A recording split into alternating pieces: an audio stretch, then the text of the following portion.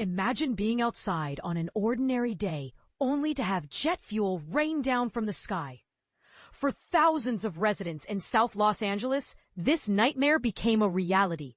And now, over 5 years later, Delta Airlines has agreed to a $79 million settlement to address the fallout. While the payout may bring some closure, the story behind it raises important questions about safety protocols, environmental responsibility, and corporate accountability. But here's where it gets controversial. Was the fuel dump even necessary in the first place? And could this have been handled differently?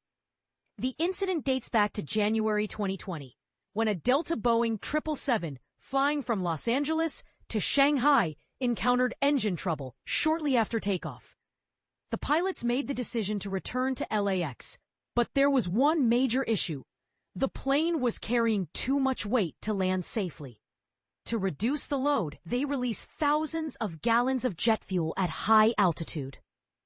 Unfortunately, instead of dispersing harmlessly as intended, the fuel rained down onto unsuspecting neighborhoods below, including densely populated areas like Cudahy and Bell Gardens. For local residents, this wasn't just an inconvenience. It was another example of how their communities are disproportionately affected by environmental hazards. People living in these areas have long dealt with various environmental challenges, explained attorney Filippo Marchino, who represented the plaintiffs in a class action lawsuit against Delta.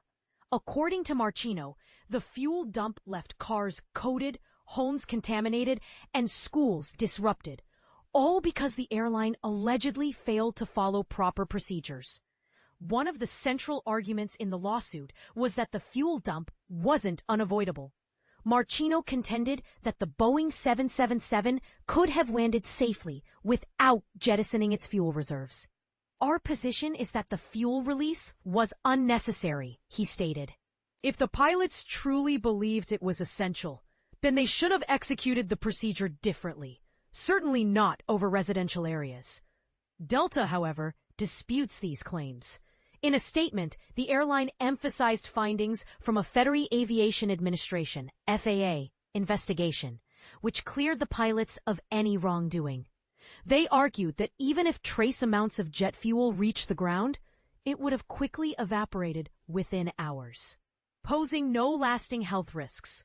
Even at the maximum levels predicted by experts, any residual jet fuel would dissipate rapidly and wouldn't be detectable weeks or months later, the company said. Despite Delta's stance, the settlement includes provisions aimed at addressing lingering concerns among residents. For instance, the airline committed to working with affected property owners to recreate the incident scientifically and test for any remaining residue. This step is crucial, as many families were understandably worried about potential health risks associated with exposure to jet fuel.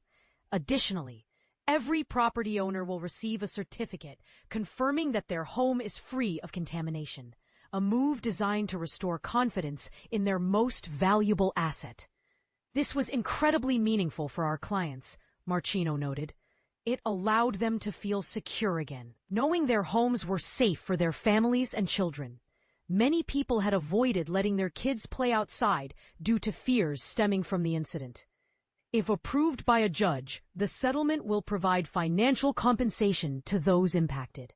Approximately 38,000 properties across southeast Los Angeles and Orange County stand to receive $888 each, while roughly 160,000 residents may qualify for individual payouts of $110.